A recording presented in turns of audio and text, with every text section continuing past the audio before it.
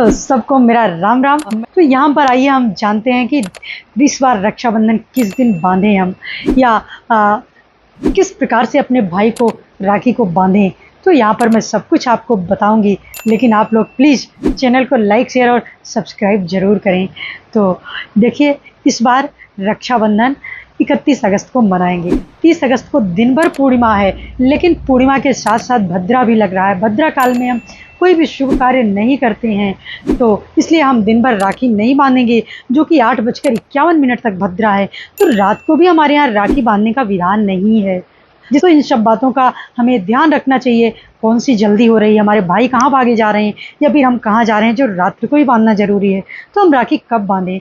राखी हम दूसरे दिन गुरुवार को, तारीख 31 है, तो उस दिन हम राखी बांधें। और उस दिन पूर्णिमा है 7:51 तक, यानी 8 बजे के लग तिथि हमारी उदया तिथि में होती है, वही तिथि पूरे दिन मानी जाती है। तो पूर्णिमा 31 तारीख को उदया तिथि में लग रही है, तो वो पूर्णिमा पूरे दिन मानी जाएगी। तो सूर्यास्त से पहले पहले आप 31 तारीख को पूरे दिन रक्षाबंधन करें, इसमें कोई संदेह नहीं है। अब ये हमारे शास्त्रों में लिखा गया है कि उदया तिथि की दिन की तिथि पूरे दिन मानी जाती है, जबकि पूर्णिमा 30 तारीख को 10:00 यानी 11 बजे के लगभग लग रही है, 10:51 पर लग रही है। तो उस दिन पूर्णिमा से ही पूछो तो नहीं माना जाएगा। यदि हमें पूर्णिमा का व्रत रखना है, तो हम पूर्णिमा का व्रत भी 31 तारीख को ही रहेंगे, क्योंकि 30 तारीख को पूर्णिमा उदया तिथि में नहीं हो रही है। तो इसलिए इस प्रकार से हम एकादशी का व्रत रहते हैं। तो जिस दिन एकादशी लगती है, अगर उदया तिथि में नहीं लगी और वो एकादशी पूरे दिन है, तो हम उस दिन व्रत को नहीं रहते हैं,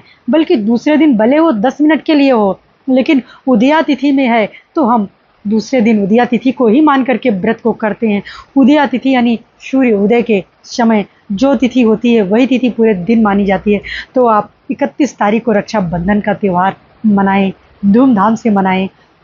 और यहाँ पर हम जानते हैं कि हम अपने भाई को किस तरह से सिंपल तरीके से कैसे राखी बांधें। राखी की थाली में क्या क्या होना चाहिए? तो देखिए, राखी की थाली में हमारे एक लोटे में जल होना चाहिए, पुष्प होना चाहिए, थोड़ा सा अक्षत होना चाहिए, साबुत रोली होनी चाहिए, हल्दी होनी चाहिए, मिष्ठान कुछ ना कुछ होना चाहिए, जिसमें कि बूंदी का लड्डू बहुत ही शुभ माना जाता है हमारे यहाँ। और मिठाई तो कितनी भी महंगी लो, वो आपके ऊपर है, लेकिन बूंदी का जो लड्डू होता है बहुत शुभ माना जाता है।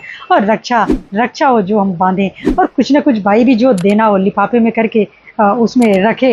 दक्षिणा उस समय अवश्य दे भाई बहन को, चाहे वो छोटा ही हो। बाकी बड़ा गिफ्ट वगैरह जो भी देना है आपको बाद में दे सकते हो, लेकिन खाली हाथ राखी ना बनवाएं। और एक रुमाल होना चाहिए, या गमछा या टॉवेल जो भी होना चाहिए भाई के सिर पर रखने के लिए। तो हमारी बहनें सर्वप्रथम भाई को जल से शुद्धिकरण करें, पुष्प या दूब से, दुर्वा से भी शुद्धिकरण कर सकती हैं, या पुष्प से भी। सबको मंत्र तो नहीं आता है, तो आप जल को छिड़क के और अपने ऊपर भी छिड़कें। उसके बाद भाई को तिलक करें, चंदन करें, टीका करें, रोली से, अक्षत से और हल्दी से। और उसके बाद भाई के कलाई में राखी बांधें, फिर भाई की आरती उतारें, फिर भाई का मुंह मीठा करें। उसके बाद भाई भी अपनी बहन का मुख मीठा करे और बहन के पैर को छुए, बहन से आशीर्वाद ले कि मैं हमेशा वो अपनी बहन की रक्षा कर सके, सक्षम हो, और बहन को कुछ ना कुछ शगुन के रूप में दे। बहन बेटियों को दिया गया शगुन, जब हम बहन बेटियों को शगुन देते हैं, तो हमारे घर में कभी लक्ष्मी की, कभी धन की कमी नहीं होती है। और इस तरह से बहन बेटियों को शगुन देना बहुत ही शुभ माना जाता है। तो सिंपल तरीके से आप भाई का तिलक करें, भाई को राखी बांधें, और 31 अगस्त को आप धूमधाम से रक्षाबंधन का त्यौहार मनाएं।